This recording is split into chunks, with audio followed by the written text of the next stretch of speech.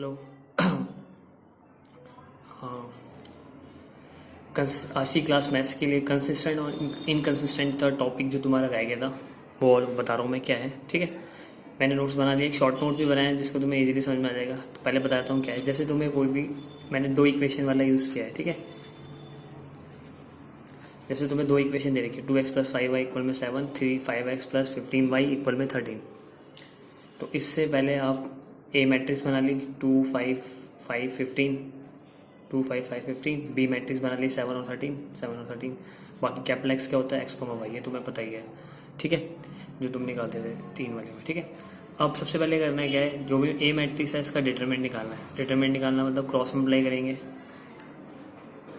ठीक है, cross multiply करेंगे। 2 5 को 15 से 30 आ गया, 5 को 5 से 25 आ गया, 30 में 25 गया, 5 आ गया। ठीक है, अब ए का डिटरमिनेंट 5 आ रहा है, यानी कि कोई ना कोई नंबर पॉजिटिव या नेगेटिव नंबर आ रहा है, जीरो नहीं आ रहा। ठीक है, तो इसका मतलब ए का जो मॉडल, यानी कि ए का determinant is not equals to 0, it means A inverse exist.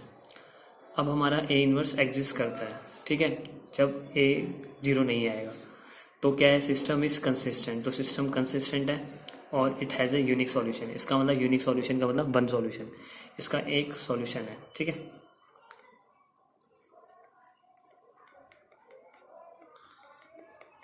तो कंसिस्टेंट के लिए नॉट इक्वल्स टू 0 होना चाहिए। ठीक है, 0 में भी आ जाएगा, उसकी और भी कंडीशन है, 3 कंडीशन है इसके अंदर। ठीक है, अब भी सेकंड पॉइंट क्या है।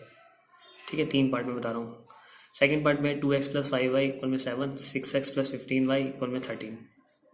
ठीक है, ए मैट्रिक्स दे रखा है 2 5 6 15, बी मैट्रिक्स दे रखा है 7 और 13, कैपिटल एक्स दे रखा है x, y।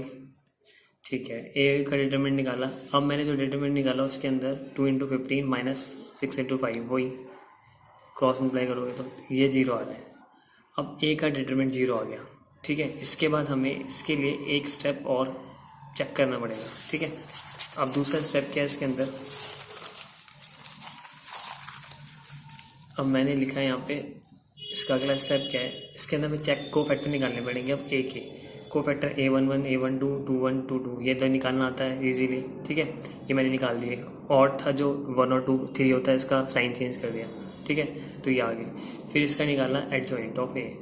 Adjoint of A मतलब इसको ए मैट्रिक्स में लिख के इसका ट्रांसफर कर दिया, ये आ गया। ठीक है, अब इसमें स्टेप नंबर 2 क्या है, फिर हमें निकालना है, हमें एडजॉइंट ऑफ ए को बी से मल्टीप्लाई करना है। ठीक है, एडजॉइंट ऑफ ए को बी से मल्टीप्लाई करना है। ये कब करना है, जब हमारा ए का डिटरमिनेंट 0 आ जाए।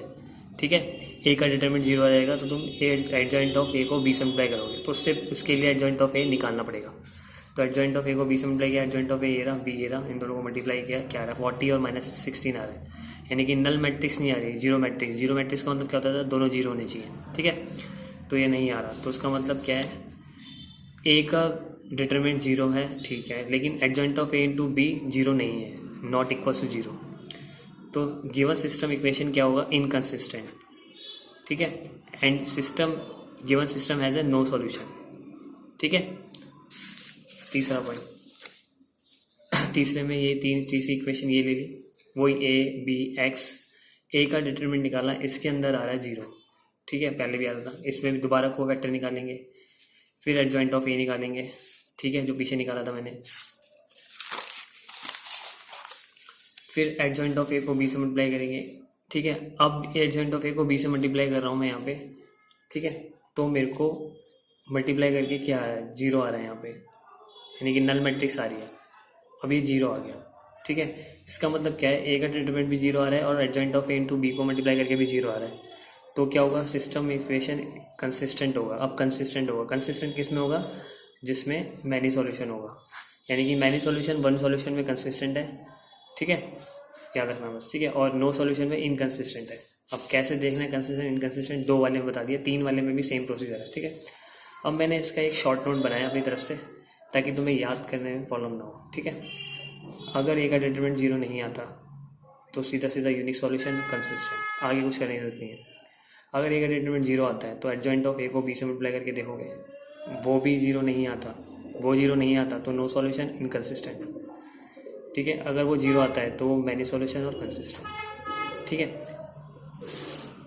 ये हमें मैट्रिक्स से दिखाना है। ठीक है, नो सॉल्यूशन यूटिलाइजेशन तो 10th में भी किया था, लेकिन उसमें A1/A2 B1/B2 पता उससे चल सकता है, लेकिन उससे हमें सॉल्व नहीं करना, उसको मैट्रिक्स से ही दिखाना पड़ेगा आपको, ठीक है। अब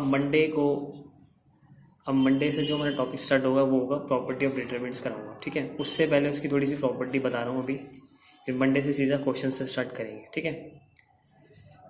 इसमें क्या होता है, हम किसी भी मैट्रिक्स के अंदर इनकी रो को कॉलम को इंटरचेंज कर सकते हैं। इंटरचेंज ऑफ 2 रो, इसकी 4-5 प्रॉपर्टी पहले लिखी हुई है, ठीक है। होती बहुत सारी, जो इंपॉर्टेंट है 5 जो यूज़ होंगी क्वेश्चंस के अंदर वो लिख दी। कोई नई एडिशन आएगी तो उसमें लिख लेंगे, ठीक है। जो 5 सबसे ज़्यादा यूज़ होती है मैंने वो लिखी है। जैसे कोई क्वेश्चंस करते वक्त नई प्रॉपर्टी यूज़ होगी तो फिर वहाँ पे वो लिख लेंगे, ठीक है। अब इंटरचेंज ऑफ 2 रोज, पहली है property interchange of 2 rows. 2 row column कुछ भी चेंज कर सकते हो, ठीक है। जैसे मैंने ले लिया R2 change to R2 interchange R3। Interchange का साइन है, याद रखना ये, ठीक है। ये इंटरचेंज का साइन है, R2 इंटरचेंज R3, यानी कि R2 को R3 में कन्वर्ट कर रहा हूँ, ठीक है। इसका मतलब क्या है, जहाँ पे मेरा R2 है वहाँ पे R3 करूँगा और R3 को R2 में, ठीक है। जैसे ये मैट्रिक्स दे रखी है, सॉरी ये डिटरमिनेंट दे रखा है मेरे को। इसमें देखो पहली रो सेम है, ये रो 1 है, ये रो 2 है, ये रो 3 है, ठीक है। पहली रो सेम है। अब R2 की जगह R3 आ गया, यहाँ पे देखो A3 B3 C3, यानी कि R2 में R3 ये आ गया, R3 में ये आ गया, ठीक है। ये चेंज हो गए, इसको ऊपर इसको नीचे कर दिया, सेकेंड रो को नीचे कर दिया, थर्ड रो को ऊपर कर दिया, ठीक है। ये हम कर सकते हैं, ठीक है। इससे कोई इफेक्ट नहीं पड़ेगा मैट्रिक्स। सेकेंड प्रॉपर्टी है, अब है इंटरचेंज ऑफ 2 कॉलम। कॉलम को भी इंटरचेंज कर सकते हैं। मैंने कॉलम 1 कॉलम 2 को चेंज किया है, इन दोनों को, ठीक है। कॉलम 2 कॉलम 1 की तरफ आ गया, कॉलम 1 कॉलम 2 की तरफ आ गया, देखो इंटरचेंज हो गया, ठीक है। इसके बाद तीसरा है multiplying each element of any one row by any number, ठीक है। किसी भी रो को, जैसे ये रो 1 है, ये रो 2 है, ये रो 3 है, ठीक है। आप किसी भी रो को किसी भी नंबर से मल्टीप्लाई कर सकते हो, ठीक है। तो उसको कैसे लिखा, R2 change to, change to का साइन है, ठीक है। चेंज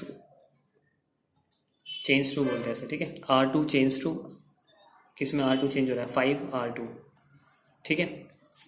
अब ऐसे R1 में से R2 भी माइनस कर सकता हूँ, ठीक है। याद रखना वो चीज़, वही बता दूंगा अभी मैं क्या।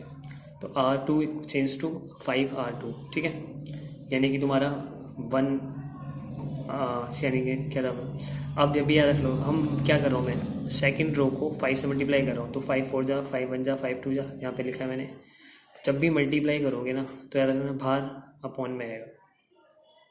अगर आप रो 2 को 5 से मल्टीप्लाई कर रहे हो तो बाहर 1/5 आएगा, फिर R1 को करो, फिर दोबारा 1/5, तो 1/25 हो जाएगा, याद रखना, ठीक है। मल्टीप्लाई करते हुए बाहर डिवाइड में आएगा, और जब मैं कॉमन लूँगा यानी कि डिवाइड करूँगा तो बाहर मल्टीप्लाई में आएगा, ठीक है। ये बताता हूँ, यहाँ पे देखो, यहाँ पे देखो डिवाइड और टेकिंग कॉमन लेना है, डिवाइड करना है, ठीक है। किसी भी रो में या किसी भी कॉलम में से, तो R1 चेंज टू 1/5 R1, यानी कि R1 को मैं 5 से डिवाइड कर रहा हूँ, ठीक है। R1 को 5 से डिवाइड कर रहा हूँ, तो R1 को 5 से डिवाइड करूँगा, 5 1 जा 5, 5 2 जा 10, 5 4 जा 20, ये तो पता ही है, 5 1 जा 5, 5 2 जा 10, 5 4 जा 20। बाकी 2 रो में कुछ चेंज नहीं किया, तो जैसी है वैसी रहेगी, ठीक है। तो जब डिवाइड करता हूँ तो बाहर मल्टीप्लाई में आएगा, ठीक है। ये याद रखना है बस, ठीक है। इसके पीछे लॉजिक है, क्या लॉजिक है, इसको जब वापस इसको सॉल्व करोगे तो ये बनना चाहिए ना, लेकिन अगर मैं 1/5 बाहर लिखता हूँ तो फिर 5 से डिवाइड और छोड़ तो फ्रैक्शन में आ जाएगा ये। इस 5 को तुम किसी से भी मल्टीप्लाई कर सकते हो, ठीक है, याद रखना। मैट्रिक्स ने डिटरमिनेंट है ये, तो लेकिन या तो कॉलम से मल्टीप्लाई होगा या तो रो से होगा, ठीक है। अब अगला C1, अब column 1 change to C1 C2 C3, यानी कि तीनों रो को, तीनों कॉलम को प्लस कर सकते हैं, ऐसी 2 रो को भी प्लस कर सकते हैं, ठीक है। कितनी भी रो को कितनी भी कॉलम को हम प्लस कर सकते हैं, एक कॉलम में चेंज कर सकते हैं, ठीक है। जैसे मैंने C1 में चेंज किया है, C1 में क्या चेंज किया है मैंने, C1 C2 C3, तो जिसमें चेंज किया है उसके अलावा बाकी कॉलम सेम रहने चाहिए, ठीक है।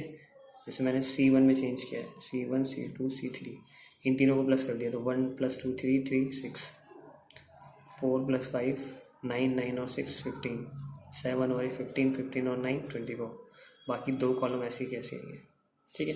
आप 2 रो को भी प्लस कर सकते हो, ठीक है। जैसे एक बताया तो ऐसे, जैसे इसके अंदर मैं, यही क्वेश्चन है मेरा, मैंने बोला R1 change to R1 plus R2, ठीक है। इसका कैसे करोगे, R1 में चेंज कर रहा हूँ, ठीक है। R1 में चेंज कर रहा हूँ तो मेरे को R1 में क्या करना है, R1 और R2 को ऐड करना है। ये R1 है, ये R2 है, ठीक है। इन दोनों को ऐड कर दो, 4 और 1 5, 2 और 5 6, सॉरी 2 और 5 7, 6 और 3 9, ठीक है। R2 में कुछ नहीं किया मैंने, R3 में कुछ चेंज नहीं किया। ये वाला दिखाता है कि किस में चेंज हो रहा है, R1 में चेंज हुआ है, तो R2 ऐसे ही रहेगा जैसे है, R3 भी ऐसे ही रहेगा, ठीक है। एक साथ आप दो रो को ऐड करके एक सिंगल रो में चेंज कर सकते हो, ठीक है। 1 और 4 5, 2 और 5 7, 3 और 6 9, ठीक है। बाकी R2 R3 सेम रहेगा, चेंज नहीं होगा क्योंकि मैंने R1 में चेंज किया है, ठीक है। बाकी मंडे से प्रॉपर्टी करेंगे, इनको नोट डाउन कर लेना, ओके।